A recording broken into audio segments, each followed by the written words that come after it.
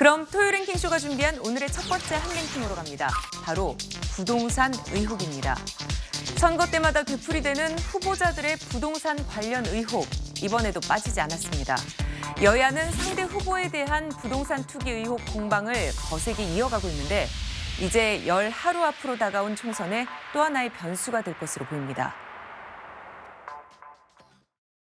이자 절감을 위해서 딸아이의 편법 대출을 했던 저희 부부가 또다시 혼인하고 있습니다. 정말 국민의 눈높이에 맞지 않는 편법 대출이었다고 생각합니다.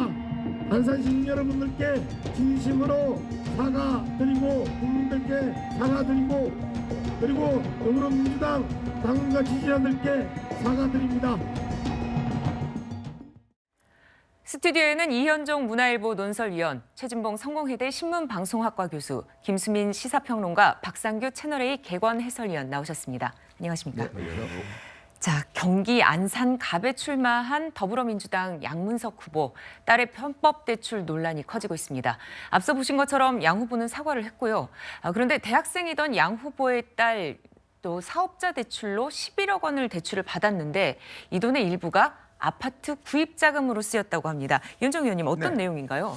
이게 좀 전에 이제 양문석 후보 이야기를 들어보셨는데 이게 뭐 사과로 끝날 문제가 아닌 것 같습니다. 왜 그러냐 하면 돈을 대출을 받을 때 특히 이제 사업자 명의로 대출 받지 않습니까? 예. 그러면 이 사업자 명의 대출 받을 때는 그 용도가 있어요. 일단 사업에 쓰는 거거든요.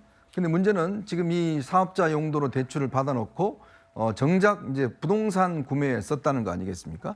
그렇다면 이거는 여러 가지 어떤 이 의심이 짚이는 것이고 또 하나는 지금 보면 20살 딸이 이 사업자로 해서 이 대출을 받았다. 네. 근데 이 회사가 무슨 매출이 있을까요?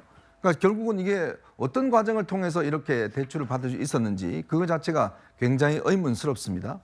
그리고 또 하나는 이제 전체적으로 보면 이때가 이제 문재인 정부가 집값이 너무 이제 큰 폭으로 오르다 보니까 이 부동산에 대한 대출 억제 정책을 취하고 있었던 때거든요. 예. 자, 그런데 이 제3유권의 대부 업체의 돈을 빌렸다가 그것도 이자가 그때 제가 알기로는 한 19% 넘었을 것 같습니다. 네. 그러다가 이제 새마을금고에서 돈을 빌려서 그걸 갚고 나머지는 뭐 어디에 썼는지는 모르겠습니다만은 어쨌건 이 딸 같은 경우는 사업을 하는 게 아니라 바로 이제 해외 어학연수를 떠났단 말이죠. 예. 그렇다면 기본적으로 허위로 이 어떤 이 서류를 만든 게 아니냐 이런 의혹이 있을 수밖에 없죠. 그리고 이런 것 같은 경우는 보통 새마을금고에서 정말 사업을 하는 분들한테 이 대출하기 위해 돈을 쓰는 건데 자신의 어떤 집 마련을 위해서 그것도 딸을 앞세워서 사업자 등록을 해서 대출을 받았다라는 게 그냥 단순히 사과하고 넘어갈 문제는 지금 현재로서는 아닌 것 같습니다. 네. 양 후보도 편법 대출이라고 시인을 했습니다. 새마을금고 측은 당시 사업자 등록을 한 딸 서류에서 문제가 없어 대출을 해줬다면서 오히려 뒤통수를 맞았다는 입장입니다. 혹시 무슨 사업자를 하는 걸로 해가지고 대출을 신청했나요? 그 사업자 관련 내용으로서 제가 말씀을 못 드릴 것 같고요. 사업자 등록증을 3개월 이상 보유해야 된다. 그런 조건이 있던데 그거는 일단 만족을 한 상태였겠네요. 만족했죠. 만족했으니까 나갔죠. 명도 다 되어 있습니다. 저희도 뒤통수를 맞고 저희도 어떻게 보면 피해를 본 거죠. 네. 잠깐 이 시각 현재 선거 유세장을 가보겠습니다. 민주당인데요. 이 시각 송파병입니다. 이재명 대표가 또 서울 송파에서 지원 유세를 하고 있는 그런 모습 볼 수 있습니다. 여러분 생각 한번 해보십시오. 분명히 압도적 다수 국민이 뽑은 권력이 왜 이렇게 압도적 다수에게 고통을 줄까요? 이유는 단순합니다, 여러분. 주권자 상당수가 포기하기 때문에 그렇습니다. 주권자들이 포기하는 몫은 방관의 영역, 중립의 영역이 아니라 그들 기득권자의 몫이 되는 것입니다, 여러분. 김대중 대통령이 그래서 이렇게 말씀하셨습니다. 행동하지 않는 양심은 악의 편이다. 여러분, 대통령 선거에서도 4명 중에 1명은 투표하지 않습니다. 주권을 포기합니다. 국회의원 선거는 3명 중에 1명 이상이 투표를 포기합니다. 시장, 구청장 뽑는 지방선거에서는 네, 이재명 두명 상임 중에 한 선대위원장의 명이 서울 송파 유세 현장 봤습니다. 투표를 독려하고 있는 그런 내용 들을 수 있었습니다. 다시 양문석 후보 얘기로 가보도록 하겠습니다. 자, 새마을금고에서는 문제가 있다면 대출금을 회수할 수 있다 이렇게 얘기를 했고요. 금감원에서도 대출 과정을 살펴본다고 합니다. 김수민 평론가님 어떻게 보고 있나요? 네, 사실 양문석 후보는 국민의 눈높이에 맞지 않다라고 얘기를 했지만 이것은 금융기관의 눈높이에도 맞지 않는 것 같습니다. 그래서 네. 이거 뭐 최근에 정치권을 많이 오염시키고 있는 위성정당이 있는데 이 대출은 위성대출이다라고 봐야 될 것 같아요. 그러니까 딸이 사실 소득도 없고 재산도 거의 없는 상태에서 이렇게 대출을 받는 거 이게 상식적으로 금융기관에서도 그렇게 대출을 해줄 리가 없는 것이죠. 그렇기 때문에 자체적으로 또 조사를 해볼 수밖에 없는 거고 금감원 또 나설 수밖에 없는 그런 정도의 일이라고 하는 거를 보여주고 있는 것 같습니다. 이렇게 네. 해가지고 누구나 사업자로 등록을 해서 사업자 대출을 함부로 받을 수 있다라고 한다면 이 금융의 질서를 교란시키는 그런 부분이기 때문에 그리고 이 과정에서 서류라든지 이런 것들을 적정하게 써서 내야 되는데 위조나 변조가 있지 않았을까라는 의혹이 또 강력하게 제기될 수밖에 없는 거거든요. 그렇지 않고서 어떻게 그냥 대출을 받을 수 있었겠느냐 또는 새마을금고 내부의 행여나 혹시나 내부에서 묵인하거나 방조한 사람이 있는 건 아닌가라는 이런 의혹도 같이 제기될 수밖에 없는 겁니다. 그렇다면 더 늦기 전에 이 금고에서도 자체적으로 이 문제를 조사할 수밖에 없는 그런 사안이라는 걸 보여주는 것 같습니다. 네. 자, 그런데 박상규 의원님, 양 후보 딸은 대출받고 6개월 뒤에 어학연수를 간 걸로 돼 있네요.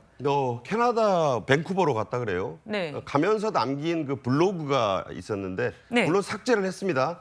내용이 이제 언론에 보도가 돼서 읽어본 분들이 많을 텐데 참 그래요. 뭐냐면 특권을 좀 부모 잘 만난 특권을 겪고 싶다 이러면서 본인이 그런 것을 누리는 데 대해서 굉장히 나 아빠 엄마 잘 만나서 이렇게 하고 간다. 자, 그런데 이 딸이 그렇게 갔는데 사업자로 등록을 해서 11억 원의 대출을 일으켜서 엄마가 받았던 그 대출을 5달 만에 갚습니다. 그런데 그게 이제 19.9% 그러니까 엄마가 그 인천에 있는 대부업체에서 받을 때는 이자율이 20% 가까웠어요. 근데 이제 딸이 이 그 서류를 새마을금고 중앙에 대구 수성에 있는 지점에다 냈는데 예. 그 직원은 이제 그만둬가지고 이것도 물론 이제 금감원도 그렇고 새마을금고 중앙에도 감사를 한다니까 확인을 해봐야 될 텐데 그쪽에서는 그렇게 얘기한다 그래요. 이 딸이 사업자 등록을 해서 그 서류를 보고 검토해서 준 거다. 그러니까 그 딸이 그런데 그런 대출을 받고 사업을 하기는커녕 캐나다 밴쿠버로 가면서 엄마 아빠 잘 만나서 나는 간다 이러면서 이제 이 글들을 올렸어요. 그러니까 이걸 보면 20, 30대 젊은이들이 상당히 박탈감을 느끼지 않을 수 없는 그런 내용인데 그걸 또 지웠습니다. 이제 문제가 된다고 본인도 생각을 했겠지요. 자, 예. 경찰이 수사를 한다고 해요. 왜냐하면 명백한 이건 불법, 이제 편법이다. 뭐 우리 부부가 함께 매를 또 맞습니다. 이렇게 양문석 후보 얘기했는데 예. 뭐를 뭐 매를 때리고 이런 수준이 아니라 이건 이제 불법이에요, 불법. 그래서 사기 대출의 혐의가 농후하고 그로 인한 서류 조작의 혐의가 있다면 당연히 새마을금고 중앙에는 11억 대출을 회수하겠다고 합니다. 금감원도 조사를 하는데 문제는 그 다음이에요. 경찰이 수사를 할 수가 있습니다. 이거는 사기로 대출을 받은 거예요. 그러니까 불법 사기입니다. 이건 사건 자체가. 그렇게 되면 양 후보는 지금 귀틀막 하면서 아이고 뭐 절대 유리하니까 내가 뭐 한 일주일 10일 견디면 나 배지 달고 들어가서 오히려 언론 탓을 하잖아요. 그래서 네. 언론들이 뭐 이건 왜 김건희 여사 사건을 이렇게 안 하고 나만 또 우리 부부만 딸만 이렇게 공격을 하느냐 이런 식이고 들어가자마자 징벌적 언론 제도를 내가 가장 먼저 하겠다. 자, 과연 이런 태도로 이걸 돌파를 하고 그래도 나는 여기서 될 거야. 지금 이런 자세를 보이는데 경찰 수사 결과가 나오면요. 배지 달고 이 비슷한 사건이 찾아보니까 의원직 상실형을 받게 돼 있어요. 네, 거기까지 얘기하는 건 좀 빠를 수 있지만 민주당이 네, 알겠습니다. 이걸 지키려다가 예. 큰 판을 잃을 수 있는 그런 위기로 간다는 걸 좀 알았으면 좋겠어요. 네. 그런데 편법인지 불법인지 여부는 또 수사를 해봐야 아는 거고요. 예, 현재까지는 이제 본인도 편법 정도는 인정을 했습니다. 자, 민주당에서는 갭투기 의혹으로 세종갑 이영선 후보 공천을 취소하기도 했는데요. 최진봉 교수님, 양 후보에 대해서는 어떤 입장입니까? 뭐 지금까지는 특별히 입장을 내고 있진 않아요. 그러니까 뭐 예를 들면 뭐 공천을 취소한다거나 이런 입장까지 나오지 않고 있는데 물론 네. 갭 투자를 한 건 아니니까 그거하고는 상관없지만 그럼에도 불구하고 양문석 후보의 이런 태도는 비판받을 수밖에 없죠. 편법적으로 대출을 받았다는 걸 본인도 인정을 했으니까 그 부분은 국민 눈높이에 맞지 않습니다. 그리고 뭐 법적으로도 이건 조사가 필요한 부분이 분명하고요. 그래서 그런 부분에 대해서 양문석 후보는 더 깊이 반성하고 사죄해야 한다고 저는 생각을 하고요. 네. 당에서도 이제 며칠 사이에 고민을 좀 하지 않겠습니까? 어떤 경우가 나올지는 아직은 모르겠고요. 지금 현재 상황에서 이 문제가 어떻게 여론에 영향을 미칠지 또 일파만파 영향을 미치고 있는 상황이기 때문에 깊은 고민을 할 거라고 저는 생각을 합니다. 양문석 후보는 어쨌든 편법적으로 대출을 받으면 안 되는 거잖아요. 사업을 하겠다고 돈을 받아가지고 그걸로 집을 사는데 쓰는 거는 그건 절대로 해서는 안 되는 일이죠. 그것도 공직을 하겠다는 사람이 그런 점에서 심각하게 아마 당에서도 아마 검토를 하지 않을까 이렇게 예상이 됩니다. 네, 알겠습니다. 자, 사전 투표를 일주일여 앞두고 있습니다. 이현정 의원님, 네. 선거에 영향을 줄까요?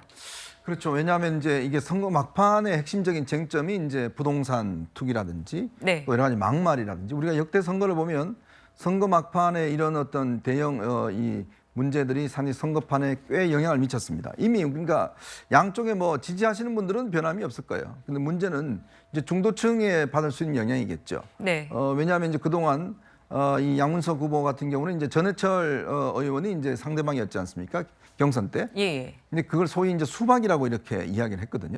그러면서 본인은 이 수박을 깨러 가겠다라고 해서 그때도 여러 가지 막말 때문에 또 비명계를 좀 이 벌레에 비유한다든지 이런 것 때문에 당에서 징계를 받기도 했습니다. 예. 근데 정작 알고 봤더니 본인이 좀 비슷한 거 아닌가라는 그런 지금 이 상황이 나오잖아요. 왜냐하면 본인은 그렇게 뭐 이 여러 가지 당내에 대해서 비판하고 예전에 노무현 대통령에 대해서도 그렇게 비판하던 사람이 정작 자신의 어떤 재산 또 자신의 어떤 재산 부풀리기, 그 다음에 이제 대출 받는 과정에 대해서는 지금 이 보시면 알겠지만 본인도 인정한 이 편법이 있었지 않습니까? 네. 그렇다면 뭔가 본인이 지금 결단을 해야 되는데 아마 그렇게 하진 않을 것 같습니다. 당도 마찬가지입니다. 이미 후보 등록이 다 끝났고 선거 운동이 들어갔기 때문에 문제는 이제 이게 전체적인 선거의 영향들 얼마나 미칠 것인지 아마 거기에 따라서 중도층의 영향을 받을 수 있을 것인데 일단 아마 당에서는 특히 이제 양문석 후보 같은 경우는 찐명 중에 찐명이기 때문에 아마 당에서는 뭔가 조치하기는 어려울 겁니다. 그렇지만 전체 국민들이 이 선거를 어떻게 바라봐야 될지 이런 문제에서는 저는 상당히 좀 파문이 일지 않을까 생각이 듭니다. 네.